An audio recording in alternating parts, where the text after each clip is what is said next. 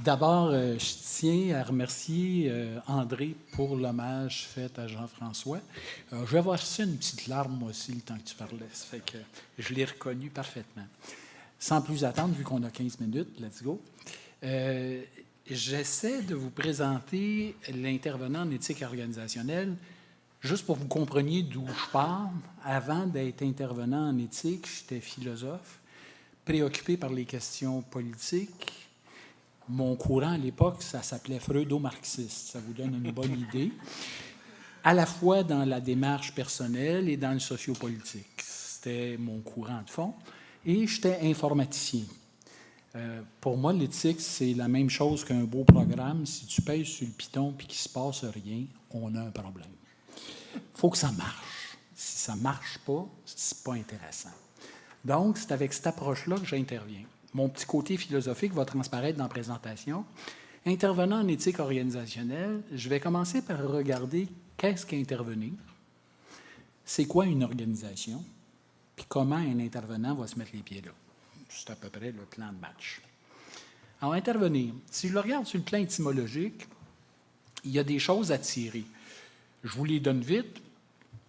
Survenir pendant, se trouver entre, interrompre, se mêler à. Et en français, quand ça arrive, on a comme signification prendre part à une affaire ou une action qui est déjà en cours, le plus souvent avec une idée d'aide.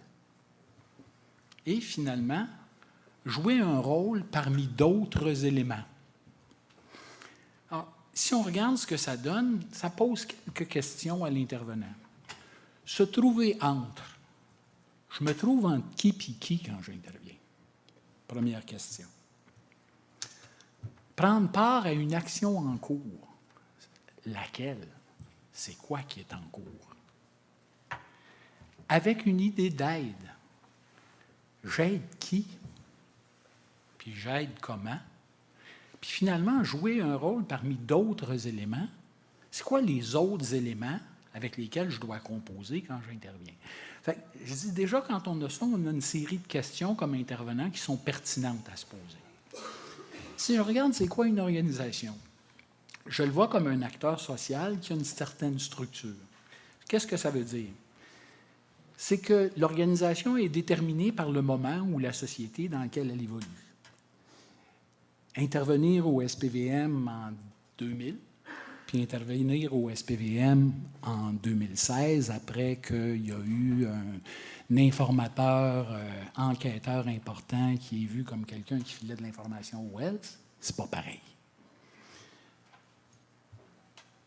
Une organisation, ça a un champ de pouvoir qui lui est propre. Elle a des pouvoirs. Mais elle n'a pas tous les pouvoirs.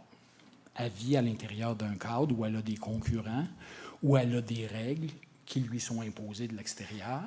Donc, elle n'a pas tous les pouvoirs. Elle est relativement indépendante des agents qui la composent. Ce que ça veut dire, ça, c'est que tu prends ta retraite, l'organisation est encore là. Le boss prend sa retraite, l'organisation est encore là. Elle a une vie qui lui est propre. Les acteurs influencent l'organisation influence les acteurs, mais aucun acteur, aussi puissant soit-il, n'a le contrôle sur l'organisation. Ça, c'est clair. Elle est contrainte par des normes, implicites et explicites. Diane a parlé des normes explicites. Les normes implicites sont aussi présentes. Elle a parlé de la culture. La culture, c'est des normes implicites. Les mœurs des groupes qui sont à l'intérieur, c'est des normes implicites. Et c'est des normes très puissantes parce qu'il y a autant de police de ces normes-là que ce qu'il y a d'acteurs dans le groupe. Il y a pas mal moins de surveillants de la norme organisationnelle. Donc, c'est un nœud, cette affaire-là. Et elle poursuit une mission. Quand je m'en vais là, je ne peux pas faire fi de qu'est-ce qu'elle fait, cette affaire-là, dans la vie. Où est-ce qu'elle s'en va, c'est quoi ses objectifs, c'est quoi son plan d'action, peu importe. Alors, qu'est-ce qu'un intervenant en éthique dans ce cadre-là? Puis je reprends mes questions. Entre qui et qui j'interviens quand j'interviens? Je suis un tiers qui se place entre les acteurs internes et externes de l'organisation au service de l'action qui est en cours. Parce que quand on m'appelle, là, c'est parce qu'eux autres jugent qu'ils n'ont besoin à propos de quelque chose qui se passe avant même que j'arrive. Sans ça, ils ne m'appelleraient pas. Et c'est pour ça qu'on requiert mes services. Je ne suis pas l'employé du patron. Je suis un intervenant tiers. Je ne suis pas un militant qui arrive avec un drapeau à porter puis à défendre à l'intérieur de l'organisation de façon absolue parce que je suis porteur d'une vision morale. Ça ne veut pas dire que je n'ai pas une conception morale des choses, ou que j'ai pas... mais je ne suis pas là pour ça. Pas ça ma job. Je ne suis pas non plus le défenseur de l'une ou l'autre des parties.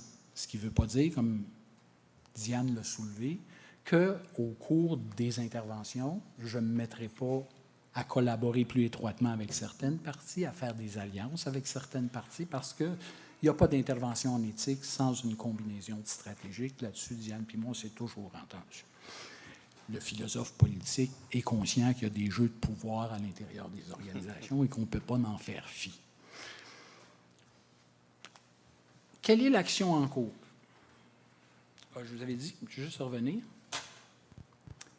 Je suis au service de qui, finalement? Je vais y revenir, ça, dans ce là en tout cas, je vous le reviendrai. Quelle est l'action en cours? On lui demande d'aider à la résolution de conflits de valeurs actuels ou appréhendés. Mais si tu les appréhendes, là, c'est qu'il se passe quelque chose dans ton organisation. Sans ça, tu n'appelles pas.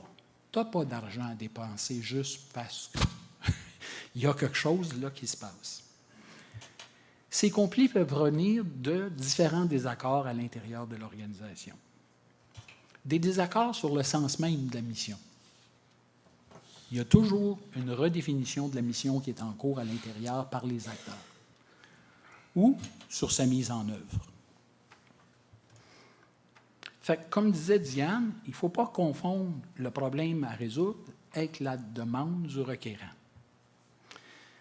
C'est le diagnostic qui va me permettre de comprendre, en observant concrètement ce qui se passe, c'est quoi qui est en cours, qui sollicite mon intervention, indépendamment de la demande de celui qui m'embauche. Il y a un besoin organisationnel qui est là et qui est présent. Fait que moi, je suis au service de qui dans tout ça? Je suis au service de l'organisation, et non pas de l'une ou de l'autre de ses parties. Et il faut que je comprenne quelle est la tension de valeur qui anime cette organisation-là dans l'action en cours, qui a amené quelqu'un à me demander de venir jouer dans sa table. Alors, ça, c'est fondamental. Qui aider? J'aide qui? C'est là que je vous disais que j'aide l'organisation comme entité collective. C'est ça, mon focus, quand j'interviens. C'est sûr que le travail va se faire auprès de personnes. Là, c'est mon côté Freudo qui apparaît. Et je partageais avec Jean-François l'idée que l'intervention en éthique a un petit côté thérapeutique. Dans le sens où toute intervention, même si elle ne vise pas la transformation des personnes, ce n'est pas notre objectif. Notre objectif, c'est de comprendre les tensions de valeur qui sont là et qui font que l'organisation est comme un peu paralysée ou en conflit autour d'un questionnement et d'aider à la résolution de ça. Mais pour que ça se fasse, c'est sûr qu'il risque d'avoir la transformation organisationnelle de l'un ou l'autre acteur. Et c'est ce qui explique que souvent, ceux qui m'avaient embauché quelques années plus tard, des fois le regrettaient. Parce qu'une partie des problèmes peut venir de celui qui t'a fait la demande. Et c'est régulièrement le cas. Je vous dirais que les organisations génèrent une grande partie des problèmes éthiques qu'elles nous demandent de résoudre. Et que donc, dans ce sens-là, tôt ou tard, quand je vous dis que je me mets au service de l'organisation et ni au service du patron, ni au service de l'employé, j'ai à me poser comme tiers dans cette game-là, parce que c'est une game, pour la comprendre, la voir et voir quels sont les enjeux de valeur qui sont là. Fait que qui aider l'organisation, c'est mon focus. Sans pour autant négliger toute la dimension psychologique, la sensibilité qu'il faut pour comprendre comment ça se fait qu'un tel acteur est en train de se raidir sur sa chaise quand tel autre parle. Parce que c'est ça qui va te permettre de comprendre où sont les conflits de valeurs. Parce que le meilleur barème pour détecter les conflits de valeurs, c'est les états émotifs des personnes auprès de qui vous intervenez. Quand ils collent au plafond, il y a quelque chose là. Quand ils sont complètement indifférents, il n'y a rien là. Alors, ça prend cette sensibilité-là pour le faire. Comment aider? Alors, le diagnostic, comme je vous dis, qui met en lumière les tensions de valeurs et de normes, puis la source de ces tensions-là dans votre intervention, c'est fondamental. Je fais une démarche d'accompagnement. Pour vous donner une idée, la moyenne d'années que j'ai travaillé avec les organisations, c'est entre 7 et 11 ans avec chaque organisation. Je fais vraiment de l'accompagnement. C'est très rare qu'on m'a invité puis que je n'ai pas collé pendant un certain temps. Parce que pour moi, la démarche d'accompagnement, c'est de faciliter la délibération collective et personnelle sur les tensions de valeur qu'on a vues. Ça se fait souvent dans des contextes de gestion de crise, parce que malheureusement, c'est souvent là qu'on nous appelle. Quand le mur s'écroule et que tout le monde a fait salaire sur la place publique, on se demande pourquoi, puis on aimerait bien que le mur remonte au plus vite possible. C'est dans ces contextes-là qu'on nous invite à intervenir. La mise en place de processus et de structures qui vont permettre à cette délibération de se poursuivre, comme disait Diane, une fois que je serai plus là. Parce que sans ça, on a un problème. La formation, bien sûr, du conseil sur des questions particulières, c'est des choses qu'on fait. Mais je vous dirais qu'avec le temps, j'ai passé de moins en moins de temps à faire de la consultation, de moins en moins de temps à faire de la formation, et à comprendre que l'accompagnement des pratiques immédiates sur le terrain est fondamental, et l'accompagnement des directions, vu qu'elles sont une bonne source des problèmes qu'on a, sur les modes de gestion pour que, comme Diane le disait, que la dimension éthique soit prise en compte. Un gestionnaire n'a aucun problème à voir qu'il y a une dimension ressources humaines à son travail. Aucun problème à voir qu'il y a une dimension de budget dont il faut qu'il s'occupe. Mais l'éthique, ça, c'est la personne responsable est dans l'autre bureau à côté là-bas. C'est à elle qu'il faut que tu ailles parler. Ça ne fait pas partie de sa responsabilité. Alors, il faut que la responsabilité devienne à la fois une responsabilité des gens au jour le jour dans leur travail quotidien et dans la ligne de gestion. Parce que quand les deux ne se passent pas, puis que tu travailles juste en bas, tu crées des gens qui vont être passablement malheureux dans ton organisation. Ils vont devenir soit la mouche du coche, qu'on espère juste que le cocher ne va pas finir par sortir le maillet pour les écraser, ou inversement, ils vont devenir cyniques en s'imaginant que leur organisation ne veut rien faire, puis que c'est juste du maquillage, puis de la cosmétique, alors que ce n'est pas le cas. C'est autre chose. L'intervenant est un des facteurs de changement, et pas le seul. La résolution des conflits de valeurs dépend de la volonté des acteurs impliqués puis des circonstances dans lesquelles ça se passe. Cette volonté se manifeste pratiquement en temps qu'on y consacre, en argent qu'on investit, en attitude lors des délibérations. Puis il y a des circonstances qui peuvent le faciliter. Aussi bizarre que ça paraisse, elles semblent assez contradictoires. Un leadership ouvert chez différents groupes d'acteurs, ça va faciliter le travail, ou une situation de crise. Quand plus personne n'a rien à perdre, puis qu'on est convaincu qu'on a tout essayé puis que ça ne marche pas, les gens sont ouverts à essayer d'autres choses. Alors, c'est un bon contexte pour des interventions, mais c'est un contexte difficile. En conclusion, j'ai une approche pragmatique. Ce que ça veut dire, c'est que l'action organisationnelle précède notre intervention individuelle, puis en est le terreau. C'est sur ça qu'on travaille. La pratique existe avant que je réfléchisse et avant que j'intervienne. Elle est là. Notre objectif est d'aider à résoudre ces tensions-là qui ont amené la demande. Là, vous voyez mon approche en éthique appliquée, qui est ce désir de résoudre les tensions de valeur inhérentes dans la pratique des organisations. C'est un des acteurs de la délibération. On n'est pas neutre. on a une certaine retenue axiologique. On essaye que ce ne soit pas nos valeurs qui nous guident totalement dans notre intervention, mais on ne peut pas en faire fi. Ça fait partie de notre travail. Finalement, la qualité de l'intervention se mesure à la justesse des actions posées dans le contexte. Parce qu'en bout de ligne, le succès de l'intervention, on n'est pas tout seul qui le maîtrise. Ma blonde, en joke, me disait « Moi, ce que je comprends du travail que tu fais, c'est ça prend combien d'éthiciens pour changer une ampoule? Ça n'en prend rien qu'un tant que l'ampoule le veut. » Merci.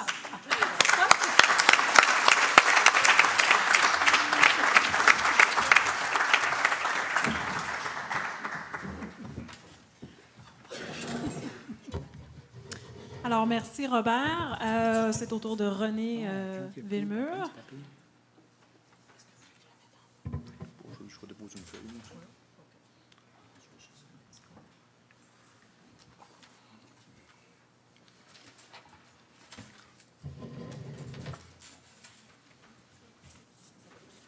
Ça, c'est bon, hein? Vous l'enlevez, oui.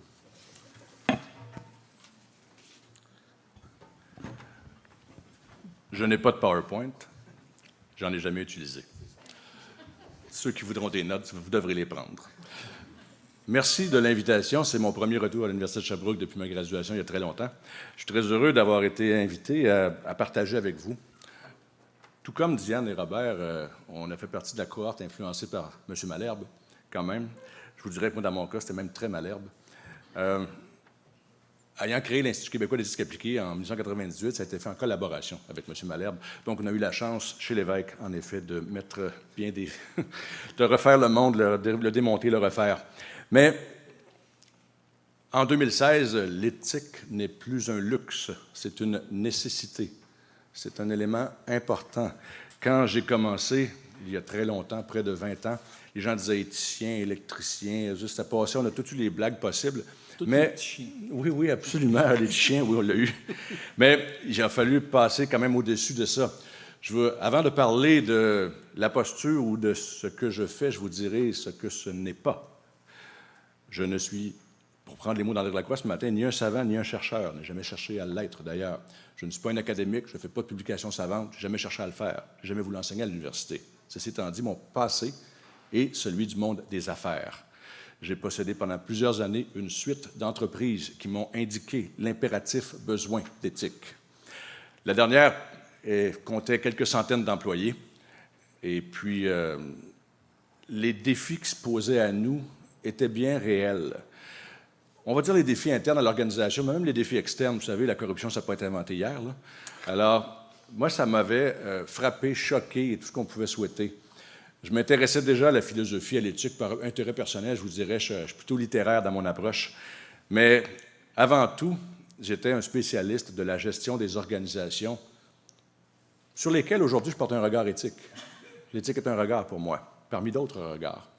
Mais je pense qu'il faut connaître l'objet de l'intervention assez bien ou les dynamiques qui sont celles-ci, parce que sinon on demeure d'un regard de l'extérieur vers l'intérieur et ça demeure toujours un petit peu aquarium.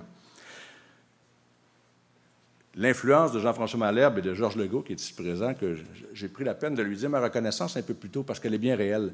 J'ai eu la chance d'étudier avec une équipe de professeurs qui étaient parfois même ensemble dans la classe à nous enseigner. Je vais vous dire que c'était quelque chose d'avoir ce calibre-là devant nous. J'ai poursuivi hors du cadre académique et les gens qui m'ont beaucoup influencé ont été, parce que mon approche, vous verrez, elle est plutôt linguistique, qui est une passion chez moi également, m'ont été Claude Agege, qui est un spécialiste de la linguistique, et François Julien, qui est un sinologue, mais pour qui la communication est essentielle. Mais parmi les fantômes, puisqu'on parle des organisations, Kafka n'est jamais loin, ainsi que Pessoa, pour leur concept de l'absurdité. Je m'excuse. Ben, Il veut même pas ton s'éteindre. 15 minutes, c'est fini, là. Il veut même pas s'éteindre. Non, mais ça compte pas dans mon temps. Okay? Regarde, je vais m'asseoir dessus à défaut d'être capable de l'éteindre. J'avais oublié de le mentionner au début, s'il vous plaît, pouvez-vous fermer? Vous me faites signe, hein? D'accord. Jean-François disait l'éthique, c'est le sens à donner à une conduite, ou à peu près. Je ne suis pas sûr du certain vocabulaire, du moins, moi, je l'ai utilisé beaucoup. Mais l'éthique, oui, c'est le sens à donner à une conduite, mais qu'est-ce que le sens? Qu'est-ce qu'une conduite? Robert, tantôt, a pris la peine de définir ces termes en commençant. C'est l'école philosophique qu'on a partagée qui nous fait définir bien des choses avant de débuter. L'éthique, pour moi, est un élément de la culture, celle d'une organisation, d'un peuple, d'une nation, d'une société, peu importe. L'éthique est un élément de la culture. Et quand on parle d'éthique, malheureusement, on en parle souvent pour dire le manque. Les gens manquent d'éthique, connaissent tout ça. Mais quand on demande à des gens de définir l'éthique, c'est plus complexe. Même s'il n'y a pas une définition standard, il reste que le manque, tout le monde le connaît. Je disais tantôt, l'éthique n'est pas un luxe, c'est une nécessité. Aujourd'hui, ce dont on entend parler, ce sont le manque et les manquements. L'éthique, on n'en voit pas tant que ça, simplement. Il n'y a personne qui fait les manchettes pour l'éthique, en tout cas, ça c'est sûr. Donc, l'éthique fait partie de la culture. Et lorsque un problème survient, les médias demandent immédiatement des éléments de structure pour arranger les choses. On demande un code, on demande un commissaire, on demande un ombudsman, on demande un département des plaintes, on demande des éléments de structure. Généralement sans égard à la culture qui a généré le problème. Et puis, je vous le dis tout de suite, aucun élément de structure n'a jamais arrangé un problème de culture. L'éthique est affaire de sens. Le sens, qu'est-ce que c'est? Le sens, c'est la direction, la voie et le chemin. Sans le sens, devant l'absence de sens, il ne peut résulter que l'égarement, l'inconduite et la faute. Ce dont on parle dans les médias, c'est la faute. Pourquoi est-ce qu'on parle de la faute? Parce qu'il manque de sens. Et encore là, quand interroge-t-on le sens? Jamais. On interroge encore la structure, à toutes les fois. Dans une critique remarquée il y a 2 semaines à l'Assemblée nationale, je le mentionne parce que ça m'est lancé au visage tous les jours, j'ai suggéré au commissaire à l'éthique qu'il soit formé en éthique. C'est sûr que ça a été reçu un peu raide. Mais je passais après M. Bégin, qui est à peu près d'accord, je crois, dans l'esprit. Mais il demeure que, oui, l'éthique, c'est... Les gens s'imposent. Moi, je ne crois pas que ça prenne un diplôme pour parler d'éthique, mais il prend un minimum de compétences quand même. Je ne dis pas que lui n'en a pas du tout, mais il reste que néanmoins, dans une position comme celle-là, ce n'est pas un luxe, ça non plus, c'est une nécessité. D'une part, dans la même réponse, j'avais suggéré que les députés cessent de servir de l'éthique comme d'un bâton ou d'une matraque, et que même s'ils dénonçaient eux-mêmes un manque à l'éthique, se servir de l'éthique comme une matraque en la vidant de son sens, c'était également un manque à l'éthique. Mme Maltais n'a pas aimé. Mais je reviens à culture et structure. Une organisation n'est jamais neutre sur le plan de l'éthique. C'est comme la santé. Hein. Vous savez, on peut être malade, souffrant, n'avoir aucun symptôme, on est néanmoins malade. Les conflits, les problèmes éthiques, souvent, sont sous la glace, on ne les voit pas.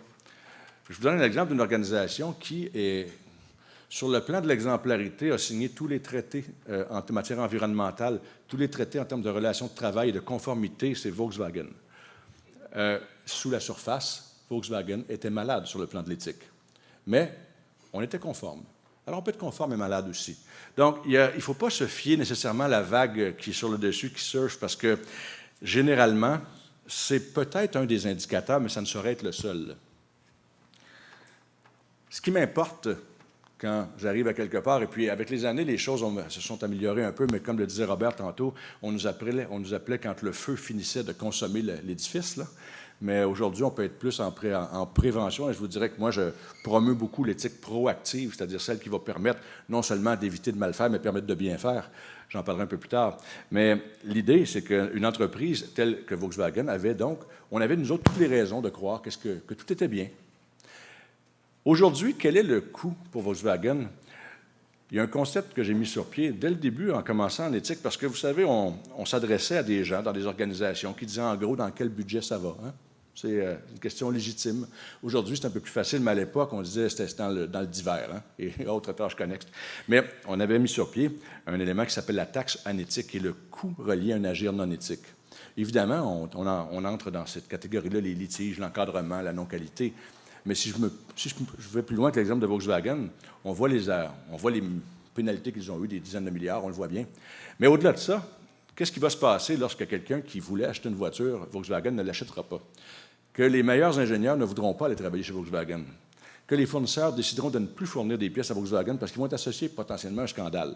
Ces coûts-là sont impossibles à mesurer, mais sont pourtant bien réels. Et ce sont des coûts reliés directement au manquement à l'éthique. Donc, quand les gens me demandent l'éthique, est-ce que c'est payant pour une entreprise, je peux vous dire que le manquement à l'éthique coûte cher, en tout cas. Ça, c'est clair. Je ne suis pas dans la lignée du contrôle du comportement, bien que partageant la conception de Robert et Diane sur la déontologie, j'aime bien la déontologie intelligente, quelque chose comme ça. J'ai trouvé ça pas mal, c'est bien dit. Mais l'idée quand même de se baliser ou la contrôle du comportement individuel, je vous dirais que ce n'est pas mon truc. La culture étant au centre de l'intervention, il y a une forme quand même d'inspiration et d'idéal qu'il faut aller chercher. La déontologie représente le plancher. Sans viser le plafond, il faudrait viser un petit peu au-dessus. Se conformer strictement, ça n'ira jamais loin. Ça va juste vous empêcher de crever plus vite. Mais à part ça, donc, l'éthique devrait être un avantage. Et j'aime bien le mot stratégique utilisé par Diane parce que je l'utilise beaucoup. Et vous savez ce qui était très drôle, parce que le mot stratégique, en effet, fait peur. Fait peur dans les facultés de philosophie, évidemment. Imaginez, moi, quand je suis arrivé à la faculté de philosophie, bon, je quittais le monde des affaires ayant vendu une entreprise. Donc, pour le monde des affaires, on s'en va étudier en philo, on est donc un fou. Et puis, pour les gens en philo, tu viens du monde des affaires, tu es donc un requin. Alors, c'était vraiment un siège inconfortable. Mais donc, oui, le stratégique, l'éthique devrait faire partie d'un plan stratégique. L'éthique devrait avoir elle-même sa stratégie, ses tactiques de déploiement. Pour moi, l'éthique est proactive parce que le monde change. Et ce qui valait hier ne vaudra pas nécessairement demain. On fait beaucoup d'études, nous autres, sur le monde en 2030, qui regardent qui sera à la tête des organisations en 2030. Des gens qui ont 15 ans aujourd'hui, qui en auront 30 en 2030, en gros, là. C'est des gens qui valorisent plus l'autonomie, qui valorisent plus le concept de valeur, de soin de l'autre que la génération précédente. Comment est-ce qu'une entreprise qui devra recruter des gens, qu'est-ce qu'elle devra faire pour être attrayante pour ces gens-là, qui vont se permettre d'avoir le luxe de choisir, parce que de l'emploi, il y en aura en 2030. Donc, l'éthique n'est, sans tomber, je ne tombe pas du tout dans la vitrine quand je vous dis ça, hein, pas du tout, du tout. Mais l'éthique est également, au-delà d'un contrôle du comportement, bien au-delà, il y a l'idée que c'est inspirant également.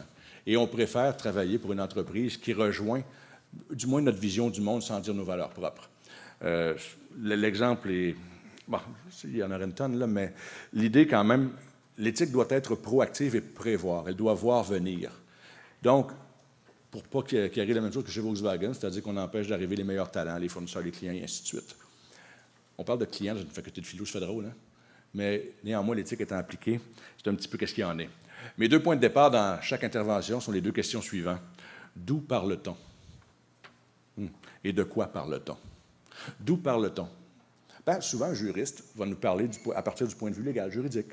Rien de mal à ça. C'est le d'où parle-t-on. Le commissaire à l'éthique à Québec, son d'où parle-t-on, il est juridique, simplement.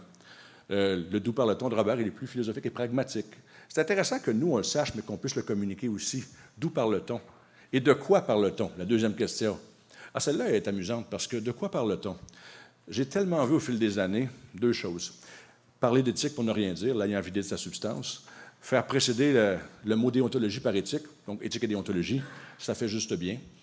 Appeler un code de déontologie éthique. Ça aussi, la confusion des termes est intéressante. Vous savez, quand on voit éthique et déontologie qui se suivent comme ça, on appelle ça une périssologie sur le plan des figures de style. Un pléonasme, c'est 2 mots pour dire la même chose. Une périssologie, c'est 2 mots dont un ne veut rien dire. C'était éthique. Hein? Donc, pour bien des gens, l'éthique a été réduite à la déontologie. Il faut faire attention à ça. Bon, c'est électrique en plus. Mais donc, faire attention à ce qu'il y en est. On m'a demandé de parler un petit peu des impacts des interventions. Encore là, ça prend une grande humilité pour pouvoir travailler dans le mythe de Sisyphe et d'actualité. Vous savez, c'est pas vrai que quelqu'un nous arrive avec une demande qui est exactement ce dont il a besoin, qu'on va lui livrer, que ça va être fini et parfait. Ça n'existe pas. Si vous voulez ça, vous allez être découragé totalement. Big Brother nous vérifie, hein? Mais, donc, quels sont les impacts? Il y a un cheminement à faire et c'est peut-être jamais fini là-dessus. L'idée, c'est que au cours d'une intervention ou à la fin d'une intervention, les choses soient mieux que pire. Et qu'on ait fait une petite différence à quelque part. Et souvent, ça va être petit, la différence. Moi, je vous dis que ça fait 20 ans que je fais du éthique 101. Là. C'est clairement ce qu'on me demande tous les jours, c'est ça. Mais on le demande. Avant, on ne le demandait pas. Il fallait l'imposer. C'est certain que quand je regarde le secteur de l'éthique appliquée, je pense qu'on aurait besoin d'une plus grande diversité chez les gens qui la pratiquent. On a une grande diversité en avant ici, mais ça prendrait chez vous une plus grande diversité aussi, qui souvent nécessiterait peut-être de sortir de l'académie pour avoir une pluralité de visions. Parce qu'en avoir seulement qu'une, ça nous rend un peu prisonniers, quelque part. Quand je vous disais tantôt que mes influences étaient Kafka, Pessoa, Claude Agèche, François Julien, Georges Legault et Malherbe. Bon, c'est assez éclectique quand même, mais ça permet un autre regard que le regard traditionnel. Et le regard traditionnel donnera des résultats traditionnels qui ne seront pas nécessairement à la hauteur de ce que l'on espère. Le conseil à vous donner, élargissez votre perspective. La philosophie, c'est la base en éthique.